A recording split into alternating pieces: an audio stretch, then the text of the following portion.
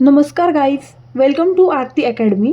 तर मी सी-टेट आणि टी-ई-टी यांची जी काही तयारी करत आहेत विद्यार्थी, त्यांच्यासाठी पण व्हिडिओज बनवायला आत्ता सुरू केलेले आहेत. कारण माझीसुद्धा यावर्षी टी-ई-टी क्लिअर झालेली आहे चांगल्या मार्कांनी. त्यामुळे मी जो माझा एक्सपिरियन्स आहे तो तुमच्या सर्वांपर्यंत पोहोचवण्यासाठी प्रयत्न करत आहे. जर तुम्हाला माझे व्हिडिओ चांगले वाटत असतील तर ते बघत चला. तुम्हाला सबस्क्राईब करा असं तर मी म्हणणार नाही आहे, कारण तुम्हाला व्हिडिओ जर आवडत असेल तर तुम्ही नक्कीच करणार. तर तुम्हाला एक गोष्ट सांगते मी, अभ्यास करायची पण एक पद्धत असते, एक ट्रिक असते.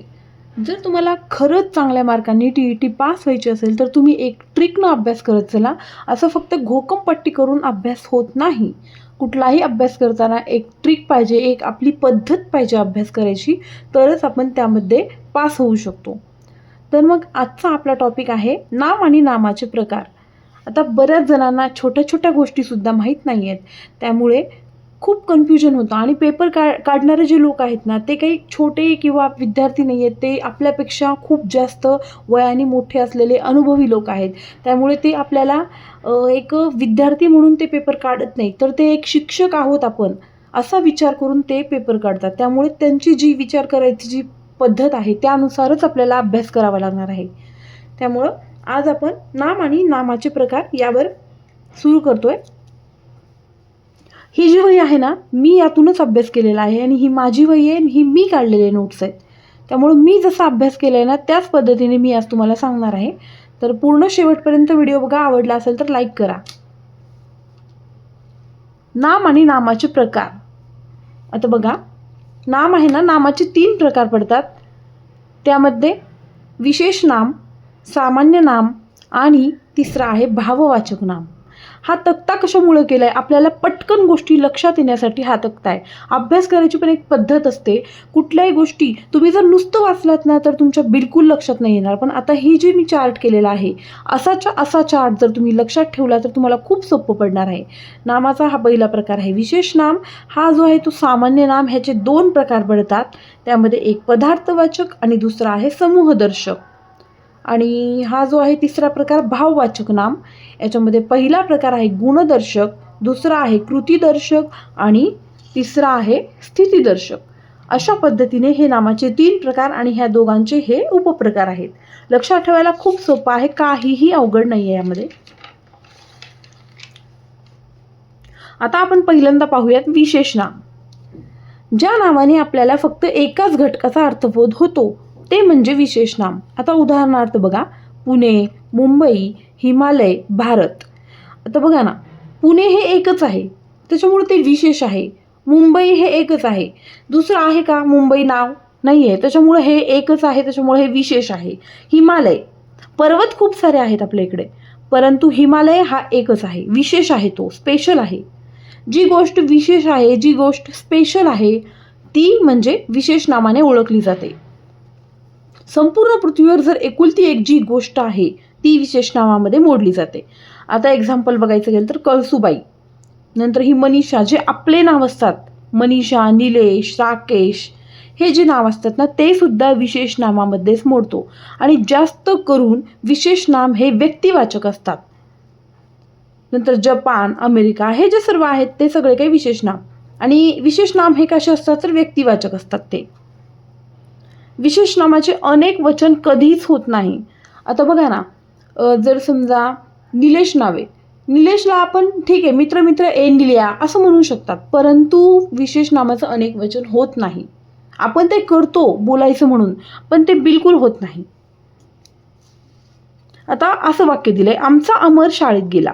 याच्यात अमर याला अंडरलाईन आहे. तर याच्यात आपल्याला नामाचा प्रकार ओळखायचा झाला तर अमर हे एका मुलाचं नाव आहे आणि ते विशेष नामामध्ये येतं.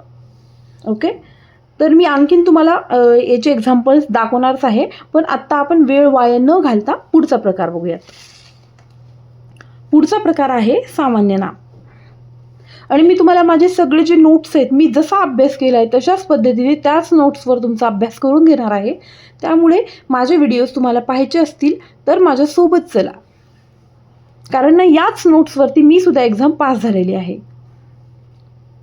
सामान्य नाम म्हणजे ज्या नामाने संपूर्ण जातीचा बोध होतो. आत्ताच मी तुम्हाला सांगितलं की पर्वत हे खूप सारे असतात, परंतु जो हिमालय आहे ना तो स्पेशल आहे, त्याच्यामुळे हिमालय जर म्हणलं तर तो विशेष नाम झाला. पण पर्वत जर म्हणले तर पर्वत हे खूप सारे आहेत, त्याच्यामुळे ते सामान्य नामात मोडते.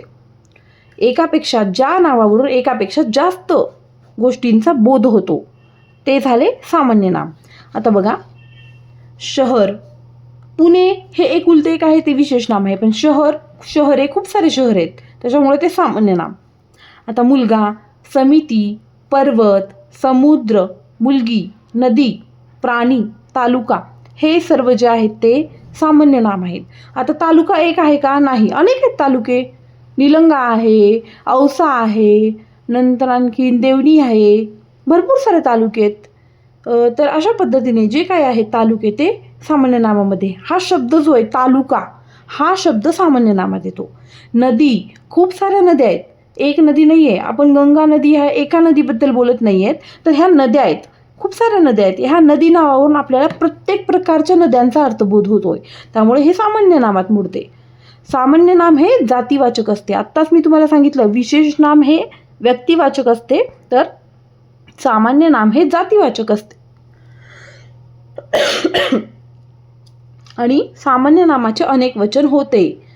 निलेशचं निल्या होत नाही, ते आपण करतो फक्त. परंतु हे जे सामान्य नाम आहे, आता समजा नदीचं नद्या होतं, नंतर समुद्राचं समुद्रे होतं, नंतर आणखीन तालुकाचं तालुके, पर्वतचं पर्वते. अशा पद्धतीने सामान्य नामाचे अनेक वचन हे होते. उपप्रकार. आता सामान्य नामाचे हे जे दोन उपप्रकार आहेत, समूहदर्शक आणि पदार्थवाचक. तर आपण समूहदर्शक बघूया. ज्या नामाने कशाचा तरी आपल्याला संघ किंवा समूह आहे असं समजतो, त्याला आपण समूहदर्शक म्हणतो. आणि हे पदार्थवाचक दुसरा प्रकार.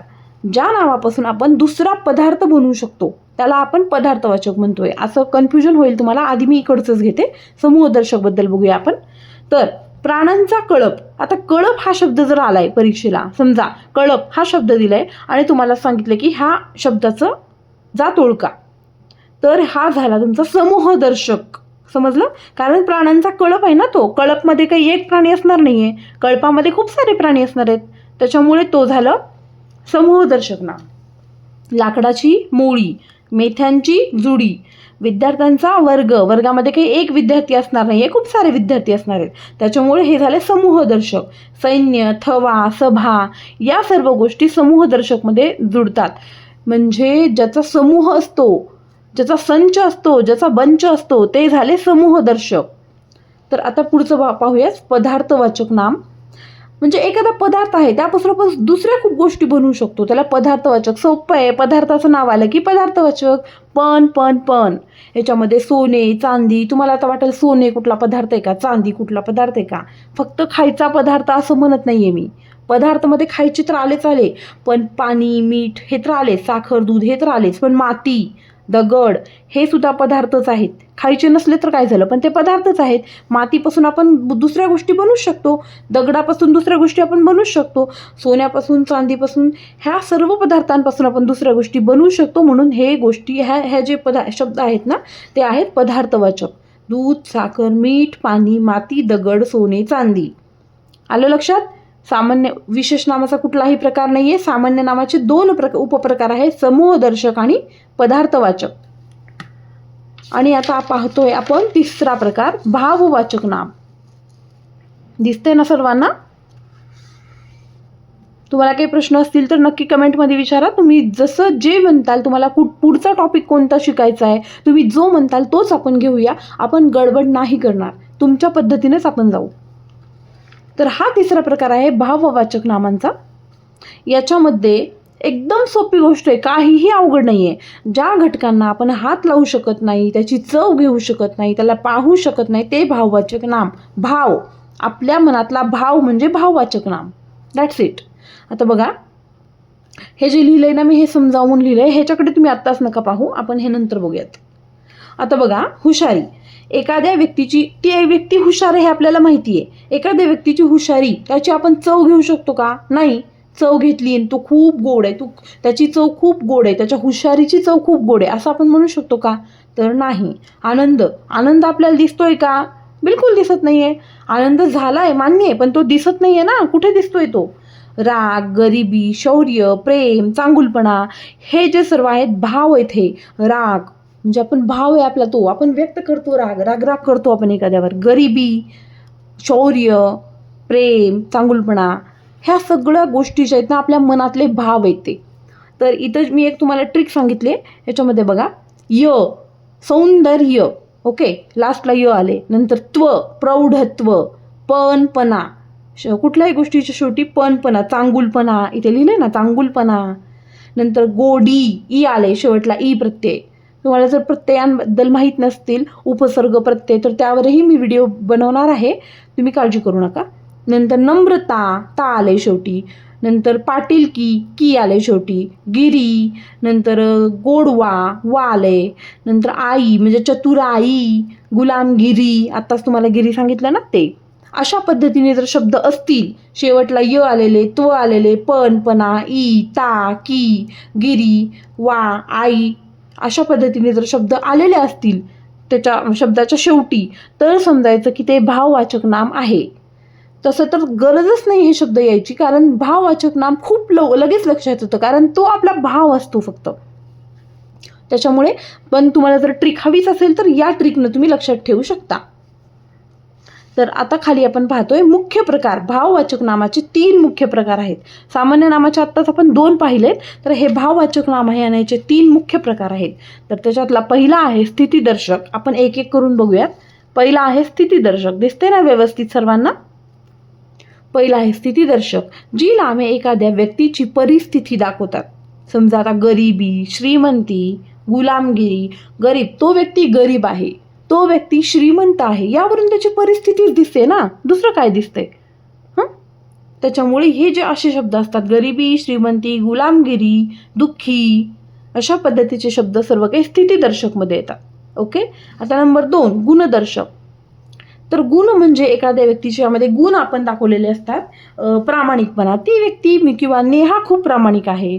नंतर आरती खूप हुशार आहे, ती खूप हुशारक्या मारते.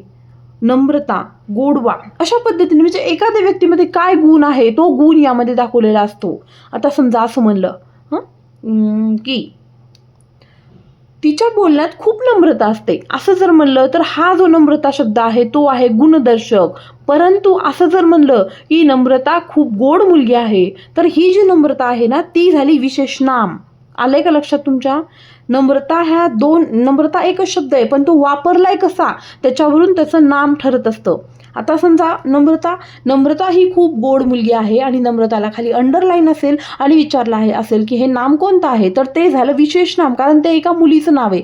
परंतु तिच्या बोलण्यामध्ये खूप नम्रता असते असं जर असेल आणि नम्रता खाली अंडरलाईन असेल, तर हा झाला भाव दाखवले तिथे, त्याच्यामुळे हे झालं भाववाचक नाम.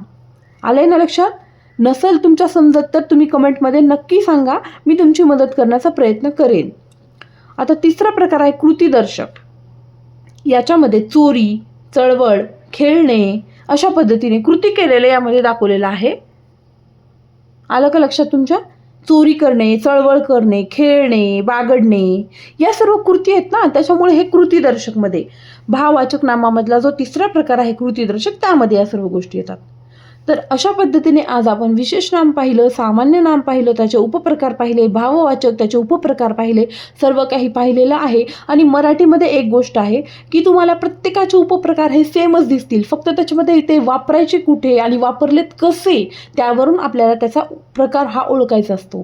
त्याच्यामुळे खूप कन्फ्युजन आहे. फक्त अभ्यास जर तुम्ही नीट केलात तर खूप सोपं आहे, काहीच अवघड नाही आहे.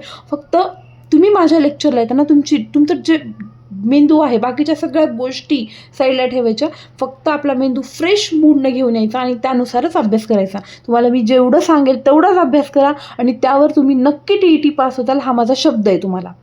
तर आजचा व्हिडिओ कसा वाटला मला कमेंटमध्ये नक्की सांगा. तुम्हाला समजलं की नाही तेही सांगा आणि इथून पुढचा कोणता टॉपिक मी घ्यावा असं तुम्हाला वाटतंय ते सुद्धा सांगा. तर आजसाठी इतकंच. भेटूया पुढच्या व्हिडिओमध्ये. धन्यवाद.